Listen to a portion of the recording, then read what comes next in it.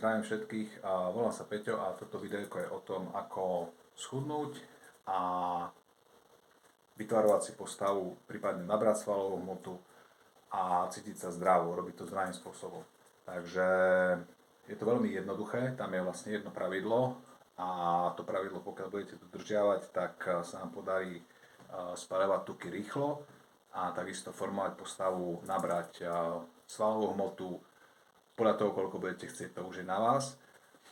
A to pravidlo vlastne je také, alebo ten trik, alebo som povedal tajomstvo, keď to chcete nazvať tak, je to vlastne, že sa to robí systémom intervalových tréningov. To znamená, že do svojho programu zahrniete intervaly. Pokiaľ neviete ako na to, čo to sú intervaly, sú to vlastne krátke 20 až 30 sekundové intervaly buď v rýchlej chôdzi, alebo v behu, alebo v plávaní, alebo v nejakom inom športe. Ale mňa napadajú tieto tri aktivity: plávanie, chôdza alebo beh, v zmysle, že zapojíte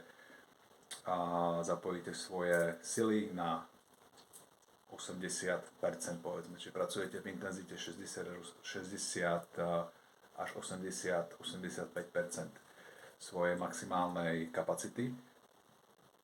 A to znamená, že môžete to merať systémom takým, že si meráte krvný puls, teda srdečný puls, čiže dá sa to zistiť takto, alebo sa to dá zistiť tzv.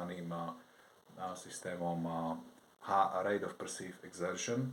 To znamená, že si vlastne uvedomíte, či idete, ja by som povedal, pocitovo na 100%, alebo na 80%, alebo na 60%. Dá sa to zistiť tak, že pôjdete na 100%, na maximum, a potom od toho si vlastne odseknete dieliky. Takže takýmto spôsobom sa na to dá ísť. A vlastne tieto intervalové tréningy je dobre zahrnúť, tieto intervaly je dobre zahrnúť si do svojho programu a tým pádom budete spaľovať tuky rýchlejšie a budete si formovať postavu. Je to veľmi, veľmi efektívna metóda a takisto je dobré mať pri sebe niekoho, kto vám vlastne navrhne adekvátny druh pohybu, lebo tam vlastne, pokiaľ pracujete v takejto intenzite, tých 80%, je dobré mať zdravé klby, zdravé ramená, to znamená zdravé boky, kolenné klby, členky, všetko rozpohybované, aby ste boli flexibilní, to je prvá vec. Vlastne, čiže tam je nejaká postupnosť, pokiaľ ste necvičili alebo sedíte viac, dlhodobejšie, neísť na to rovno rýchlo a z hurta, ale pomaly a postupne. Takisto je dobre zapojiť nejaké tréningy silové, v zmysle činky, nejaké stroje v posilovni, prípadne cvičiť s vlastnou váhou tela.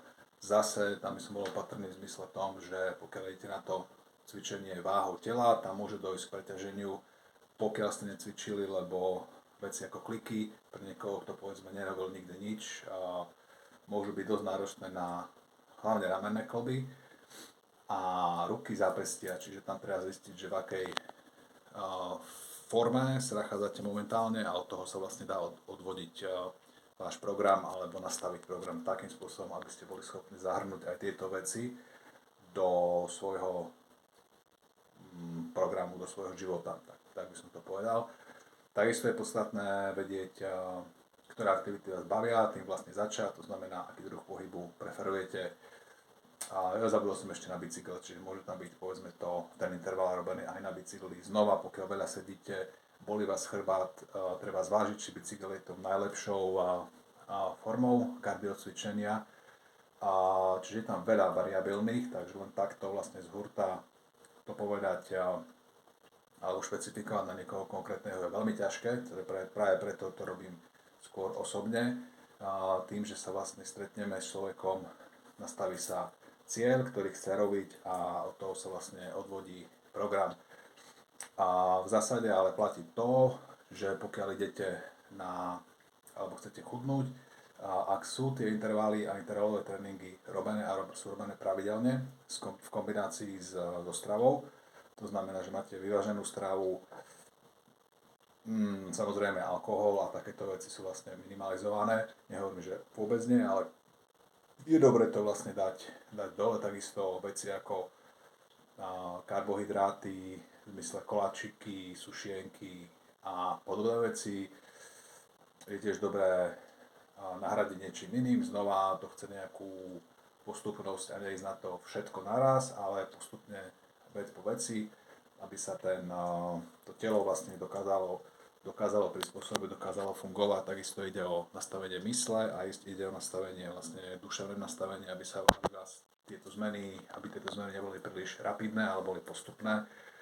No a pokiaľ to tak je, a je to v súlade s tým, čo chcete, to znamená byť zdravý, schudnúť, prípadne nabrať svalovú hmotu alebo si vytvarovať telo, tak to fungovať bude určite, ale hovorím, že veľmi individuálna vec, práve preto je dobré mať niekoho, kto vám poradí v takom zmysle, že budete chudnúť a tvarovať si postavu zdravo a bude vás to baviť. To je vlastne ideálna cesta z hľadiska dlhodobého progresu. To znamená, že by ste vydržali zdraví a štíhli, vytvarovaní dlhšie, nielen povedzme na 3-4 mesiace, pretože to potom spadne a idete späť.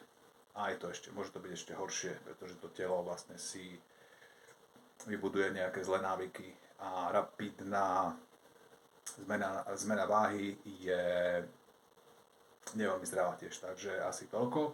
Dúfam, že to pomohlo, som sa snažil to spraviť nejaké krátke a vlastne praktické, takže ísť na to intervalovými tréningami a zaručene bude vlastne telo reagovať tak, že bude spaľovať prebytočné tuky a postava sa bude formovať.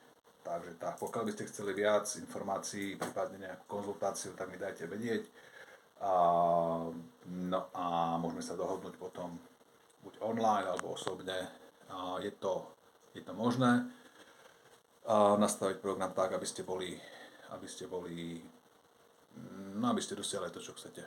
Takže tak, hlavne zdravou cestou a v zmysle takom, že by ste boli spokojní. Takže asi toľko, držím palce, nech sa darí a prajem všetko dobré. Majte sa.